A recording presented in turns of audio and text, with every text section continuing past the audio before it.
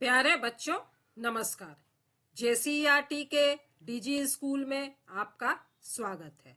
मैं अनुपमा आज आप लोगों के साथ आप लोगों की विज्ञान की पुस्तक विज्ञान और प्रौद्योगिकी के अध्याय 4 के पाठ विद्युत धारा का रासायनिक प्रभाव chemical effect of electric current पर चर्चा करूंगी। बच्चों, यह इस पाठ का दूसरा वीडियो है और आज इस भाग में हम लोग जानेंगे विद्युत धारा के रासायनिक प्रभाव क्या है, विद्युत अपघटन किसे कहते हैं तथा विद्युत अपघटन का उपयोग किन कार्यों में किया जाता है, जल में हाइड्रोजन एवं ऑक्सीजन का अनुपात क्या होता है और साथ ही हम लोग इस बात पर भी चर्चा करेंगे कि किसी बैटरी के ध्रुवों का पता हम किस प्रकार लगा सकते हैं। तो चलिए आज की चर्चा के सबसे पहले बिंदु विद्युत धारा के रासायनिक प्रभाव से शुरू करते हैं। जब विद्युत सुचालक विलयन में विद्युत धारा प्रवाहित की जाती है तो यह किस प्रकार का प्रभाव उत्पन्न करती है, आइए निम्नलिखित क्रियाकलाप द्वारा इसकी जानकारी प्राप्त करते हैं। क्रियाकलाप 7, 2 बेकार पड़ी सेलों से कार्बन की छड़ निकालिए। बच्चों, मोबाइल में भी सेल लगी होती है, टीवी के रिमोट में भी सेल होती है, तो किसी भी बेकार सेल से आप कार्बन की छड़ निकाल सकते हैं। उनकी धातु की टोपियों को रेगमाल मतलब सैंड पेपर से रगड़कर साफ कर लीजिए। इन पर तांबे का तार लपेटकर बैटरी तथा स्विच से संयोजित कीजिए। कार्बन की छड़ों को कार्बन का इलेक्ट्रोड कहा जाता है। तो इस तरह से हम लोगों ने कार्बन की छड़ों पर तांबे का तार लपेटकर उन्हें बैटरी और स्विच से जोड़ लिया है। कार्बन की छड़ के स्थान पर लोहे की कीलों का भी उपयोग किया जा सकता है, लेकिन इसके लिए लोहे की कीलों की लंबाई लगभग 6 सेंटीमीटर होनी चाहिए। कांच के बीकर में लगभग 250 मिलीलीटर जल लीजिए। जल की चालकता बढ़ाने के लिए इस जल में तनुगंधकाम्ल मतलब सल्फ्यूरिक अम्ल की कुछ बूंदें मिलाई जा सकती हैं। कार्बन की छड़ों को अम्लीय जल विलयन में इस प्रकार डुबाना है कि धातु की टोपी अम्लीय जल से बाहर रहे। यहाँ पर देखिए, धातु की टोपी इस तरह से बाहर रहनी चाहिए। 4-5 मिनटों के बाद कार्बन के छड़ों अर्थात इलेक्ट्रोडों का सावधानी से अवलोकन कीजिए। आपने क्या देखा?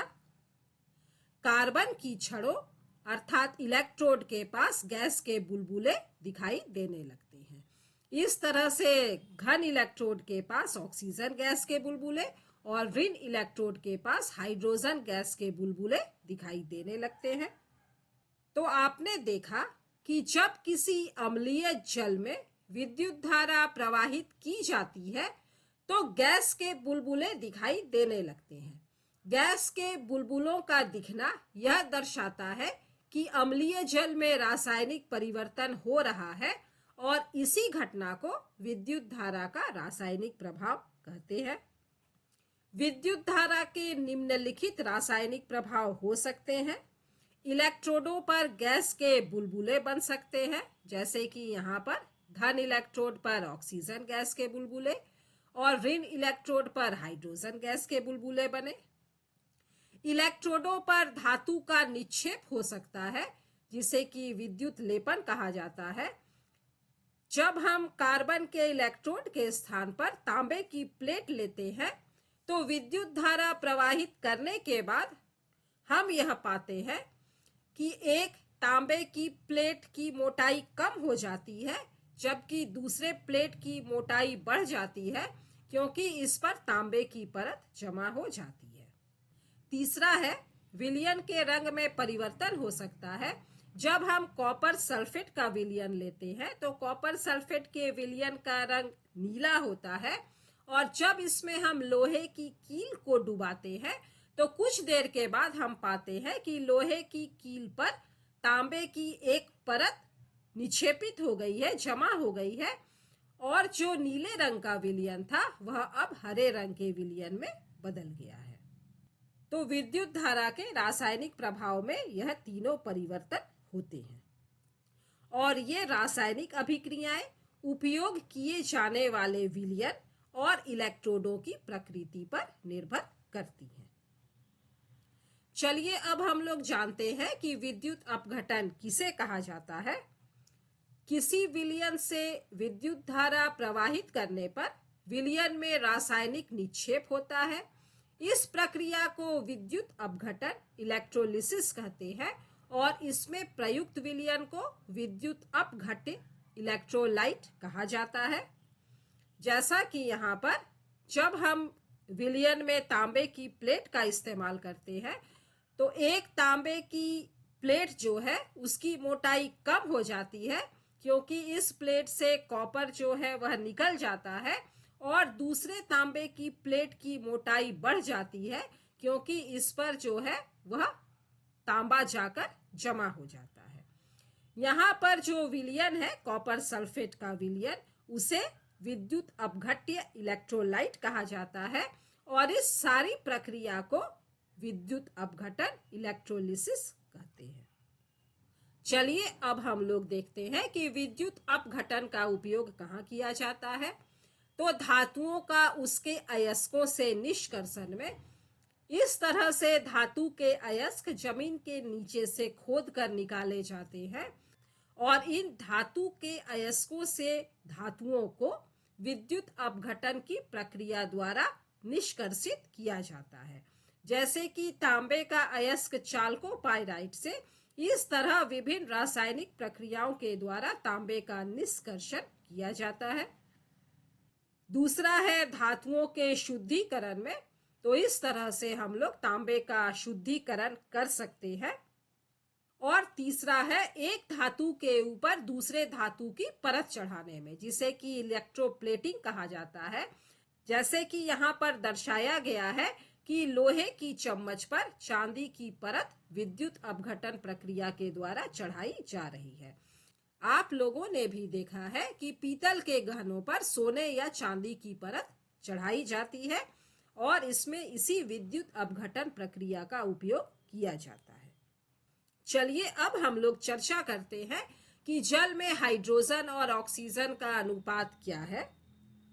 इसके लिए हम एक क्रियाकलाप करेंगे। दो मोटे विद्युत तार लीजिए और उनके सिरों से विद्युत रोधी आवरण हटा दीजिए। एक कांच के बर्तन में अम्लीय जल लीजिए। दोनों तारों के एक एक स्वतंत्र सिरे पर धातु का इलेक्ट्रोड लगाइए और दो परख नलियों में डालिए। तारों के दूसरे स्वतंत्र सिरों के साथ बैटरी तथा स्विच लगाकर परिपथ पूरा कीजिए। इस तरह से यहाँ तार के एक सिरे पर हम लोगों ने धातु के इलेक्ट्रोड लगाए हैं और तारों के दूसरे सिरे को इस तरह बैटरी और स्विच से संयोजित किया है। धातु के इलेक्ट्रोडों पर हम लोगों ने इस तरह से परख नलियों को उलटकर रखा है। अब परिपथ में धारा प्रवाहित कीजिए। परख नलियों के भीतर के परिवर्तन का अवलोकन कीजिए। आपने क्या देखा? दोनों परख नलियों में गैस के बुलबुले ऊपर उठते दिखाई देते हैं और गैस के बुलबुले परख नलियों के ऊपरी सिरे पर जमा होते हैं और इसलिए परख नलियों में पानी की सतह नीचे चली जाती है। जब हम परख नलियों में एकत्रित गैसों के आयतन का पठन नोट करते हैं तो यह देखते हैं कि परख नली ए में गैस का आयतन परख नली बी में गैस के आयतन का दुगना होता है। गैस 2:1 में परख नलियों में जमा होती है। परख नली ए में हाइड्रोजन गैस और परख नली बी में ऑक्सीजन गैस है। अतः पानी में 2 भाग हाइड्रोजन और 1 भाग ऑक्सीजन होता है। इसीलिए जल का रासायनिक सूत्र होता है H2O। इस घटना को सबसे पहले 1800 में ब्रिटिश रसायनज्ञ विलियम निकिल्सन ने दर्शाया था। उन्होंने यह बताया कि यदि इलेक्ट्रोड विलयन में डूबे हों तथा उनके द्वारा विलयन से विद्युत धारा प्रवाहित हो जाए तो ऑक्सीजन तथा हाइड्रोजन के बुलबुले उत्पन्न होते हैं। ऑक्सीजन के बुलबुले बैटरी के धन टर्मिनल से जुड़े इलेक्ट्रोड पर और हाइड्रोजन के बुलबुले दूसरे इलेक्ट्रोड अर्थात ऋण टर्मिनल से जुड़े इलेक्ट्रोड पर बनते हैं। चलिए अब हम लोग देखते हैं किसी बैटरी के धन तथा ऋण ध्रुव का पता हम किस प्रकार से लगा सकते हैं। इसके लिए हम एक क्रियाकलाप करेंगे। एक आलू को 2 बराबर भागों में काटिए तथा कुंडली युक्त समपरिचित के तांबे के तारों को इसमें प्रविष्ट कीजिए। आधे घंटे के पश्चात इसका अवलोकन कीजिए।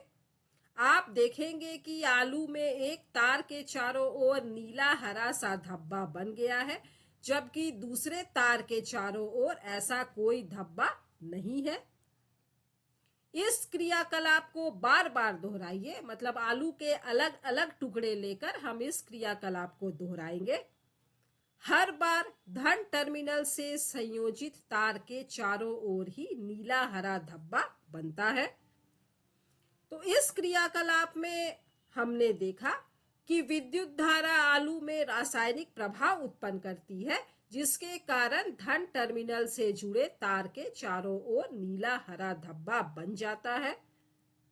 यह अत्यंत लाभप्रद खोज है और इसका उपयोग बॉक्स में छिपी बैटरी के धन ध्रुव की पहचान करने में किया जा सकता है। तो आज के सभी बिंदुओं पर हम लोगों ने चर्चा कर ली। मुझे उम्मीद है कि यह आप लोगों को अच्छी तरह से समझ में आ गया होगा। इस पाठ के अगले वीडियो में हम लोग जानेंगे विद्युत लेपन क्या है तथा उसके महत्व एवं उसके उपयोग पर भी चर्चा करेंगे।